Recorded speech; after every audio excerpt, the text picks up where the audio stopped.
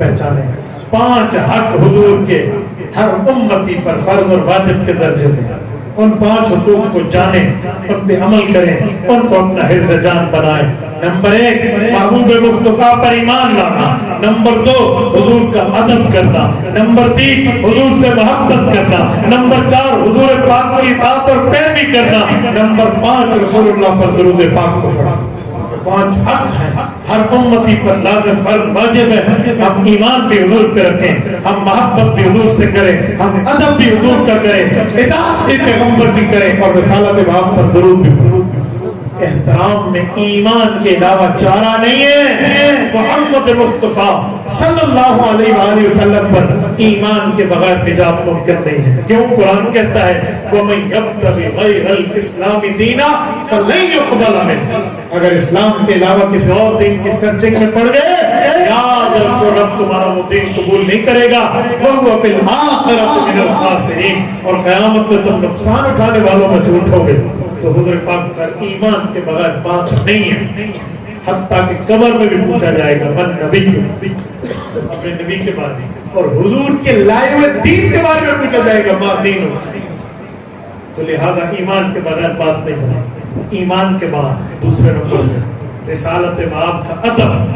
ادب بڑا ضروری ہے، یاد رکھیں۔ با خدا دیوانہ باش، با محمد ہوشیار۔ اللہ کے ساتھ کوئی بات ہوگا، محبت میں کوئی جملہ کہہ دے تو وہاں معافی ہے۔ رسالت مآب کو کوئی ایک جملہ کہہ دیا جی نہیں۔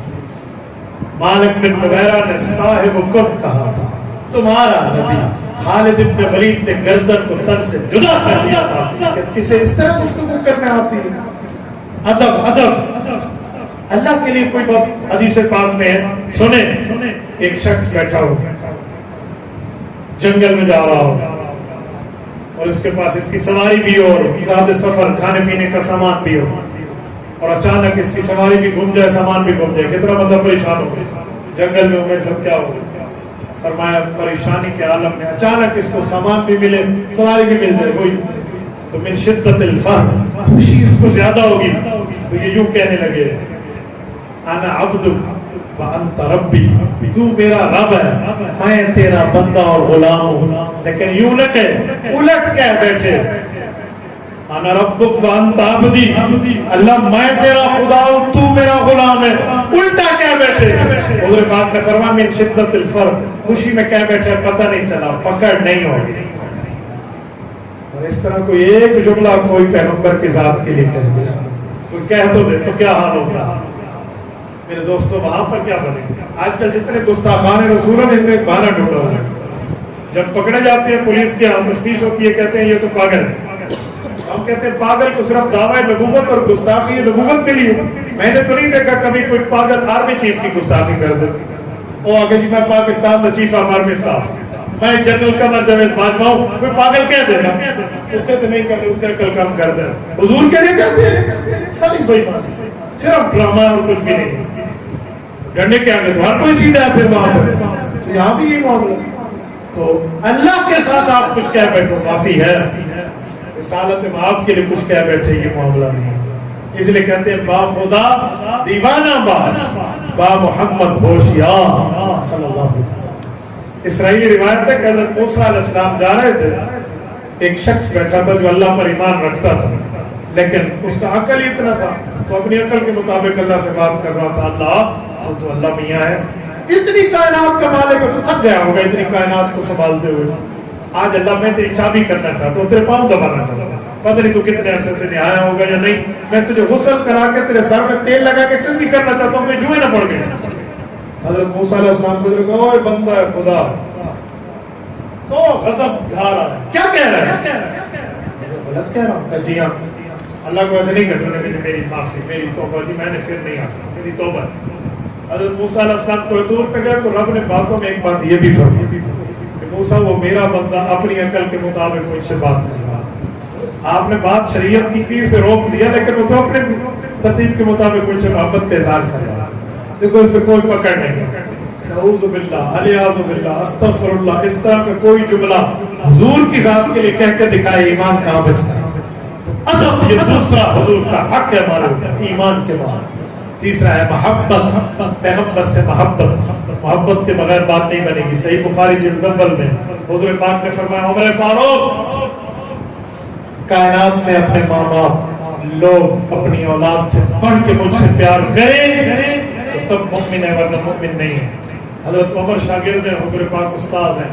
شاگرد اپنے بات استاذ کو ہی بتاتا ہے. تو حضرت عمر نے کہا یا رسول اللہ میری دل کی کیفیت تو اور ہے. کہ کیا؟ کہ میں اپنے ماں باپ سے بڑھ کے، اولاد سے بڑھ کے، دنیا کے لوگوں سے بڑھ کے آپ سے پیار کرتا ہوں الا من نفسی، لیکن پہلے مجھے اپنی جان کی فکر زیادہ ہے. حضرت عمر نے اپنی کیفیت پیش کی کہ مجھے تو یوں. حضور پاک نے ایک حدیث ارشاد فرمائی، حضرت عمر کہتے ہیں میری کیفیت ٹھیک ہو گئی. حضور نے فرمایا نہیں ہوگا، یوں نہیں بنے گا معاملہ، تجھے مجھ سے محبت اپنی جان سے بڑھ کے کرنی ہوگی. حضور کی یہ بات کرنی تھی تو عمر فاروق کہتے ہیں میری طبیعت کی کیفیت بدل گئی. میں نے کہا رسول اللہ آپ کی اس بات کہنے پر میرے دل میں وہ ٹھنڈ پڑی ہے ایمان کی کہ اب واقعی اپنی جان سے بھی بڑھ کے آپ سے پیار کرتا ہے. حضور نے 2 بار فرمایا الآن یا عمر، الآن یا عمر، اب ایمان کامل بنتا ہے.